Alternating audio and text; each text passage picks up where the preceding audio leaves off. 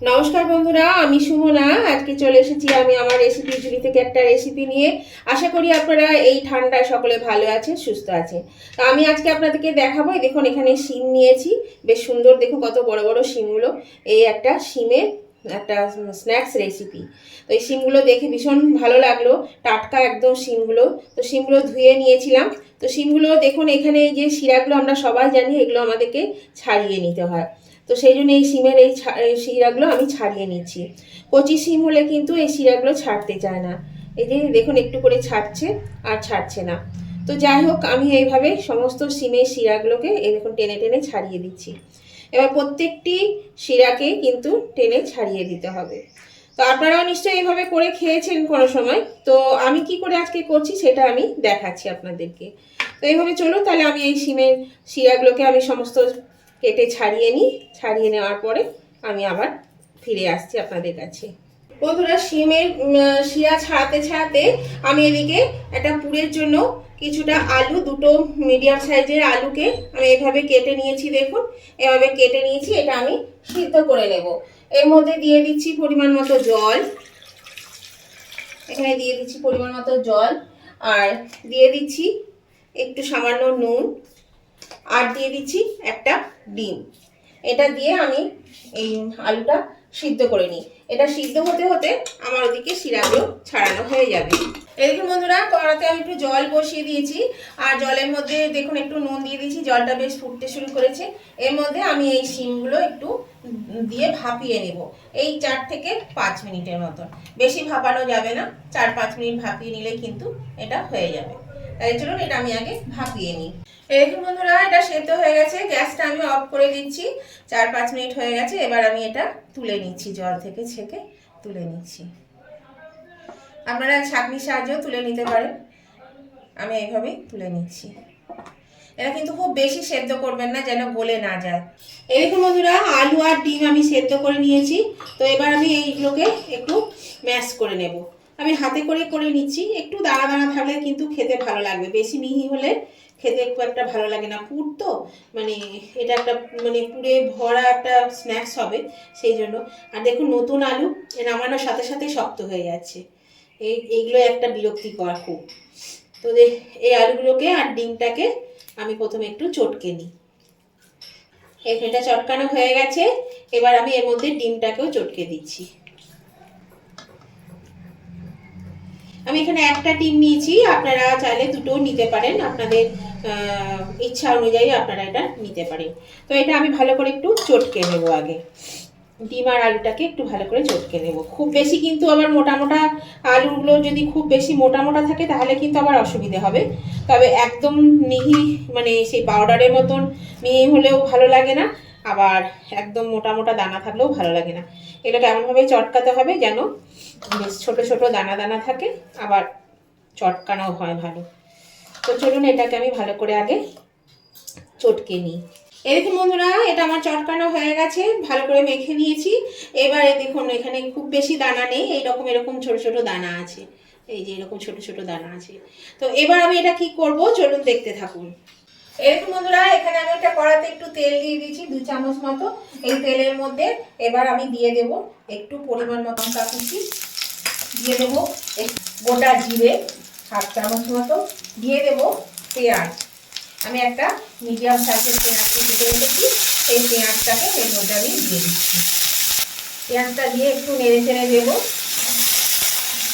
এটা কিন্তু খুব বেশি ভাজবো না, বেশি ভাজলে হবে না, একটু হালকা হালকা করে ব্রাউন ব্রাউন কালার এলে এটা তুলে নিতে হবে।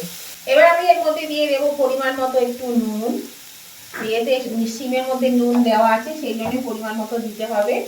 আর দিয়ে দেবো একটু হলুদ গুঁড়ো, সামান্য একটু হলুদ গুঁড়ো, দিয়ে দেবো একটু ধনে পাতা কুচি, দিয়ে দেবো একটু চিনি, একটু মিষ্টি লাগবে সেই জন্য একটু চিনি দিয়ে দিলাম।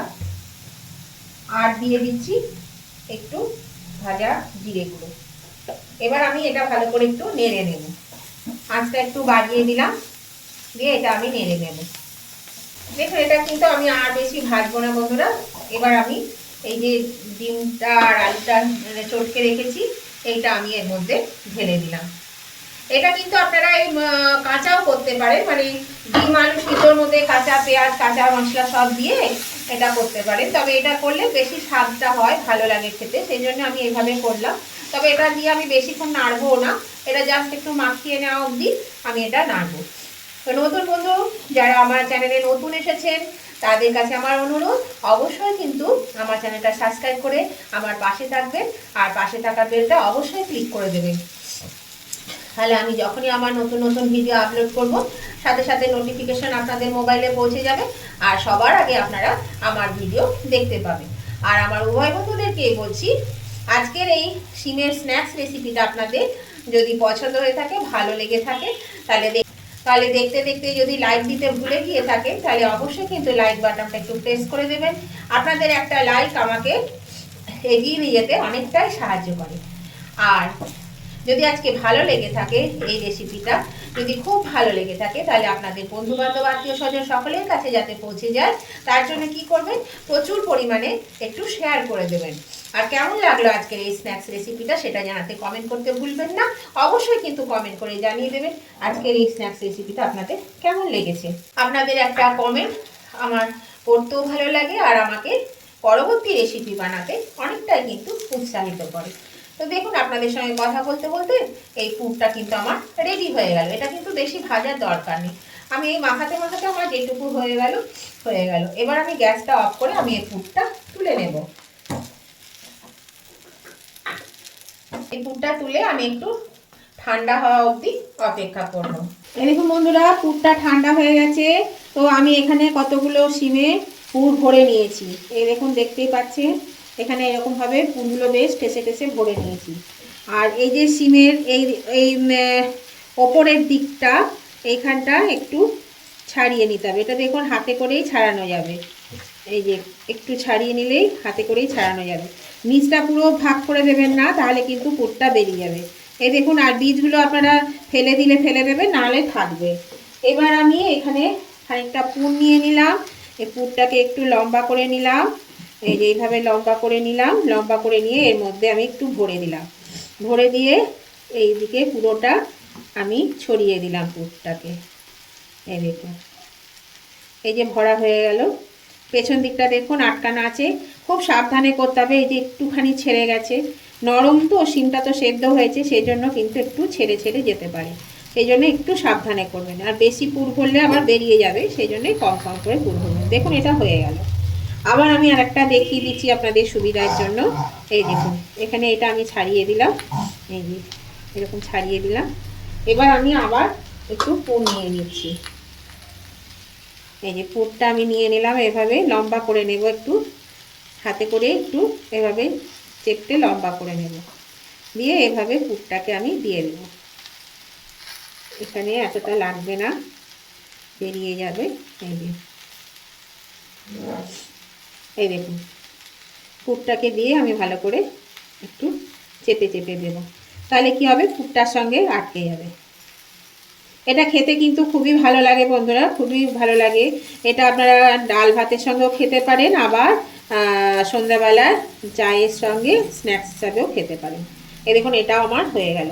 তো এবার আমি আর এটা বাকি আছে, এটাতেও আমি পুরটা ভরে নিচ্ছি। এই দেখুন বন্ধুরা, সমস্ত শিমগুলোতে আমি পুর ভরে নিয়েছি। এবার এটা ভাজার জন্য একটা ব্যাটার তৈরি করতে হবে, ব্যাটারে ডুবিয়ে ভাজবো। তো সেই ব্যাটারটা আমি এবার আপনাদেরকে দেখাচ্ছি। এই দেখুন বন্ধুরা, আমি ব্যাটারের জন্য এখানে নিয়ে নিয়েছি বেসন। এই যে বেসন পরিমাণ মতো, একটু হাফ চামচ কালো জিরে, ঝাল অনুযায়ী লঙ্কা বাটা, এখানে 1 চামচ আদা বাটা, 1 চামচ ভাজা জিরে গুঁড়ো, এখানে স্বাদ অনুযায়ী একটু চিনি, হলুদ, আর এখানে নিয়েছি চাল গুঁড়ো আর কি। এবার আমি ওর মধ্যে দিয়ে দেবো একটু ধনে পাতা কুচি, একটু ধনে পাতা দিয়ে দিলাম। এবার আমি এটা অল্প অল্প জল দিয়ে ভালো করে এটা মিশিয়ে একটা ব্যাটারে তৈরি করব। আমি দেওয়াটা দেখালাম না, সব দিয়ে দেখালাম। আমার শরীরটা হঠাৎ করে খুব খারাপ করতে লাগলো, মানে খারাপ ছিলই গতকাল থেকে। তো সকাল থেকে মোটামুটি ঠিকই ছিলাম, হঠাৎ দেখছি শরীরটা ভীষণ খারাপ লাগছে, সেই জন্য আমি আর এটা আপনাদেরকে মানে একটু তাড়াতাড়ি করছি, যেহেতু এটা শুরু করে দিয়েছি, আর তো কোনো উপায় নেই, করতেই হবে, তাই জন্য এটা একটু আমি তাড়াতাড়ি করে দিয়ে আপনাদের দেখিয়ে দিলাম। তো এবার চলুন এটা আমি একটু জল দিয়ে একটা ব্যাটার তৈরি করে নিই। এরকম বন্ধুরা ব্যাটারটা আমি রেডি করলাম, তবে এটা সম্পূর্ণ এখনো রেডি হয়নি। এটা আমি এই অবস্থাতে এখন ঢাকা দিয়ে রেখে দেব। আমি এখন স্নান টান করে কাজটা সেরে স্নান করে এসে তারপরে গরম গরম ভাজবো আর ভাতের সঙ্গে খাবো, সেই জন্য এটা এখন রেডি করে এইভাবে রেখে দিলাম। এই দেখুন বন্ধুরা, আমি চলে এসেছি স্নান টান করে পুজো করে। ব্যাটারটা দেখুন কতটা ঘন হয়ে গেছে, কারণ এর মধ্যে চাল গুঁড়ো ছিল সেই জন্য। তো এর মধ্যে আমি এবার আরও একটু জল আর একটু চাল গুঁড়ো, নুন সব দেবো। তো দেখ, এর মধ্যে একটু জল দিয়ে দিলাম প্রথমে, তারপরে দিচ্ছি, যেহেতু নুন সবের মধ্যেই দেওয়া আছে, পুরের মধ্যে শিমের মধ্যে, সেই বুঝে একটু নুন দিয়ে দিচ্ছি, বেশি না, অল্প করে নুন দিলাম। আর দিয়ে দেব এখানে এই 1 চামচ চালের গুঁড়ো দেবো, এটা ফেটিয়ে নেওয়ার পরে। তার মধ্যে দিয়ে দিচ্ছি একটু খাবার সোডা।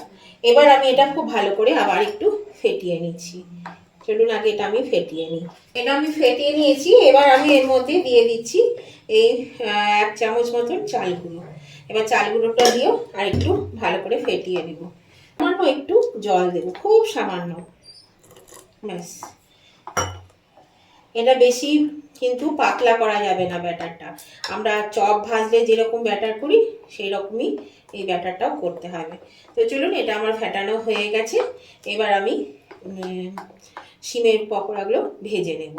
এখন বন্ধুরা, কড়াতে আমি তেল দিয়ে দিয়েছি আর তেলটা বেশ গরম হয়ে গেছে। আর এই যে ব্যাটারের মধ্যে এই শিমটা আমি ডুবিয়ে দিলাম, বেশ ভালো করে যেন লেগে যায়। দিয়ে এটা আমি ছেড়ে দিচ্ছি। আর গ্যাসটা কিন্তু একদম কমিয়ে দিয়েছি তেলটা ভালো করে গরম করে নেওয়ার পরে।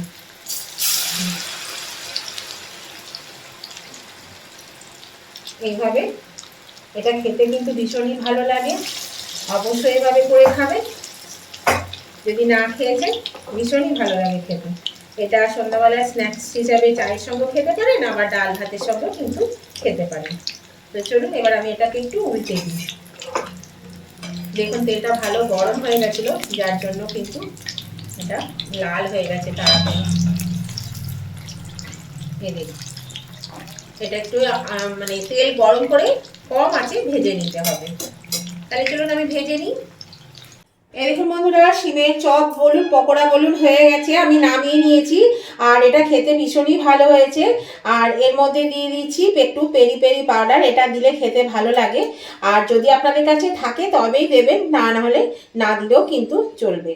এর মধ্যে একটু পেরি পেরি পাউডার দিয়ে দিলাম, একটু বেশি করে দিলাম, খেতে কিন্তু বেশ ভালো লাগে। দিয়ে দিচ্ছি একটু বিট নুন ছড়িয়ে ওপর থেকে। বিট নুন আর পেরি পেরি পাউডার এই দুটো দিলে কিন্তু খেতে ভালো লাগে। তো এখানে দিয়ে দিলাম আমি এই দুটো জিনিস। আপনাদের কেমন লেগেছে এই ভিডিওটা আজকে আপনাদের অবশ্যই জানাবেন। একবার হলেও এইভাবে বানিয়ে দেখবেন বন্ধুরা, এটা কিন্তু খুবই সুস্বাদু লাগে।